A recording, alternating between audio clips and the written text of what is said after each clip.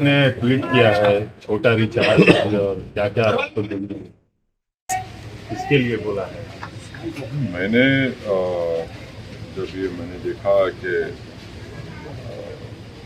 दिल्ली के मुख्यमंत्री और उनकी सरकार ये तय की है कि हर ट्यूजडे को वो नाम बताएंगे, हनुमान चालीसा पढ़ाएंगे, उस पर मैंने ये किया है कि भाई आप लोग बीजेपी से क्या डिफरेंट है।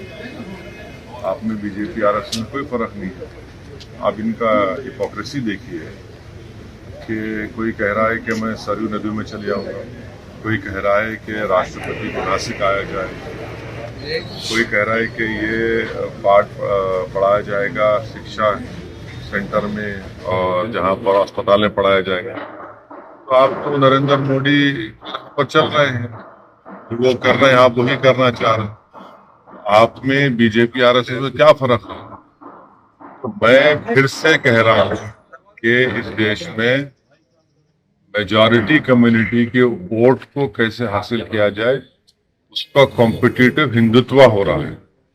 और मैं इस देश के मुसलमानों से अपील कर रहा हूं कि आप लोग देखिए ये जो खेल हो रहा है इसमें क्या हो रहा है बताइए। कॉम्पिटिटिव हिंदुत्व की पॉलिटिक्स को अपनाया जा रहा है।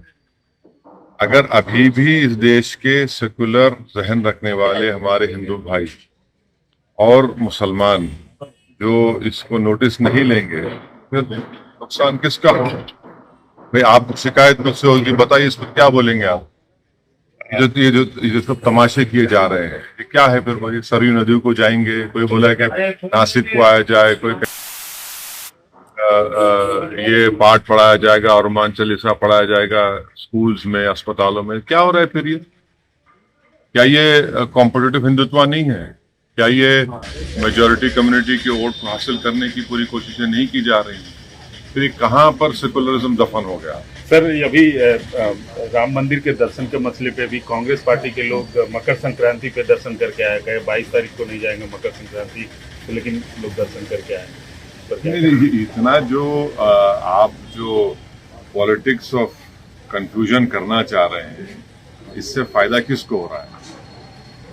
इससे फायदा क्या संविधान में जो सेकुलरिज्म है, प्लुरलिज्म है, डाइवर्सिटी की जो बात होती है, इक्वालिटी की, लिबर्टी की, किसको फायदा हो रहा है? आप तो वही कर रहे हैं जो मोदी चाह रहे हैं। अब बताइए फर्क क्या है? यही तो हमारी शिकायत रही है, यही तो हम लड़ रहे हैं और इसीलिए हम पर इल्जाम लगा दिया जाता है।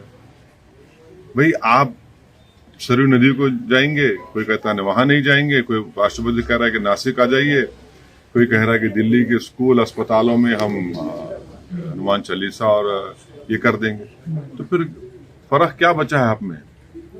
अभी भी वक्त है कि इस देश के सेकुलर जहन रखने वाले हमारे हिंदू भाइयों से, दलित भाइयों से, आदिवासी भाइयों से, ओबीसी सेक्शन के कई बड़े लोग हैं और खास तौर से मुसलमानों से मैं ये गुजारिश कर रहा हूँ कि देखिए आप ही के सामने हो रहा है ना, और इसका जिम्मेदार मैं नहीं हूँ।